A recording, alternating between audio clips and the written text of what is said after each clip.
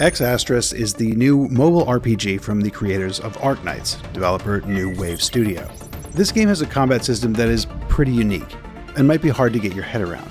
Is it turn-based, action-based, hybrid? What's an obscuring maneuver, and why is it red or blue? How do I get my party members to attack all at once?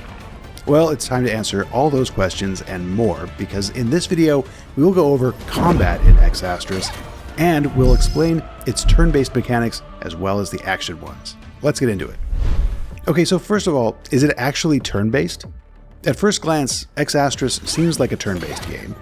Think about Honkai Star Rail, for example. Characters are given orders one by one, they take their turn, and then the enemy takes theirs. The order may be shuffled up by mechanics or certain abilities, but it doesn't require constant button pressing. Some turn-based games even have a function where you can auto-battle, relying on the stats and abilities of your character without any thought of strategy or careful planning. Well, turn-based combat in Ex Astris isn't as passive or predictable as that. It's got action RPG elements in it too. Like in Genshin, for example, action RPGs require you to be constantly on the buttons, whether it be to get into the right position to avoid attacks, or chaining different abilities together at exactly the right time. Ex Astris has quite a bit of that. Meaning, the best way to describe it would not be turn-based, but actually hybrid. Let's start with the more turn-based elements.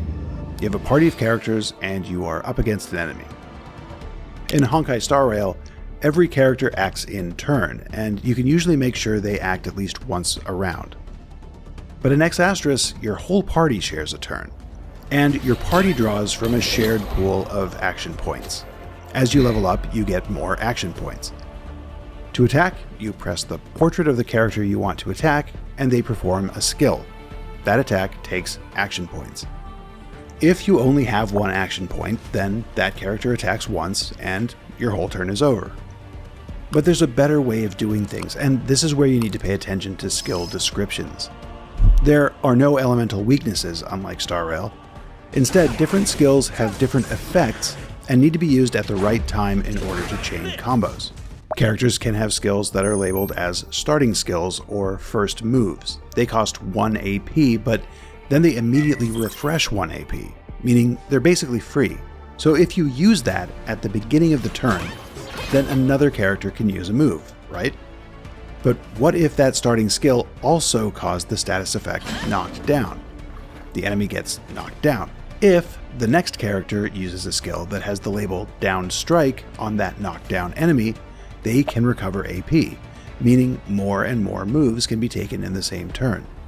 There's also lift moves, which lift an enemy up in the air, and if they get hit by an aerial strike, the same thing happens. Drop moves drop lifted enemies to the ground or knock them down if they're already there. If you use 3 or more aerial or down strikes on the same enemy in a row, you can do even more damage. Some moves are AoE, area of effect, meaning they can hit multiple enemies. Pull-in abilities ensure they're all grouped up, ready for another blow.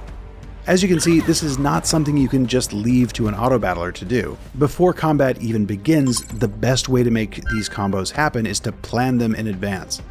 Know which characters to press, in which order to cause the longest turns and the most amount of damage.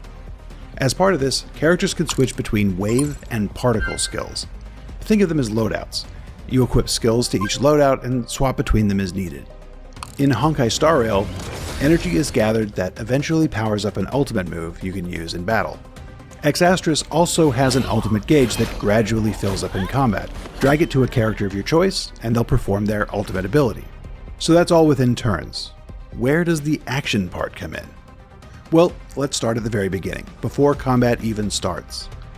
Enemies are present in the overworld, and if they spot you first, they can get an advantage over you. Each character has a traveling strike that can break open boxes and crates, but it can also hit enemies and start combat. If you enter battle with a traveling strike, you can hurt enemies before combat starts.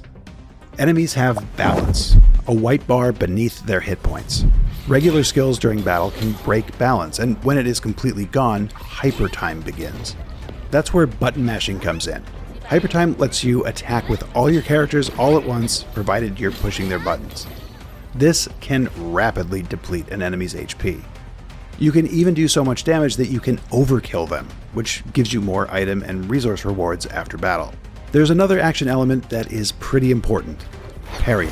It's called the Obscurin maneuver. On an enemy's turn, when it is about to attack a character, there will be a sound effect and a brief flash of light.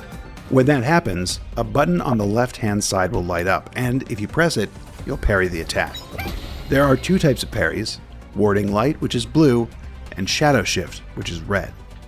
Each type can only parry an attack if you see the corresponding symbol above the enemy's head before it attacks.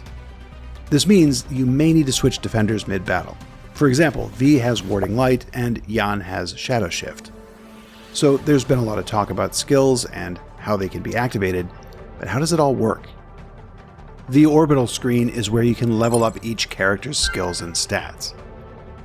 For that, you need Astrite, a currency found in the world or by defeating enemies, and lots of it. The more orbitals you unlock, the more skills and stat boosts you have at your disposal. There are also entropiths, which enable your trusty robot companion Roy to aid you in battle in various ways. They're like accessories. You have a limited amount of slots to equip them in, and they're good for different situations. For example, one of the first ones you get is good at destroying balance, which is useful when going up against enemies with lots of it. Further into the game, you get access to the Layla Key system. Layla Keys are crafted items that come in various shapes and sizes and can be given to characters to enhance their stats. But every character has a different shape to fit, and so mixing and matching these becomes a sort of puzzle. It's versatile and challenging, and the amount of possible combinations gives you a level of customization that is pretty impressive. Last but not least, there's the food buff system. Gather ingredients, cook the right food, and you'll be better suited to different types of encounters. So it's not as simple as a traditional turn-based RPG, is it? Ex Astris has turn-based elements, sure, but it's the action that makes its combat system really stand out. It requires careful planning as well as precise timing. It's challenging enough to keep interest all the way through the story campaign. And who knows, maybe DLC will bring even more features to play with in the future. Let us know if we forgot anything, and what you think about Ex Astris' unique hybrid combat system.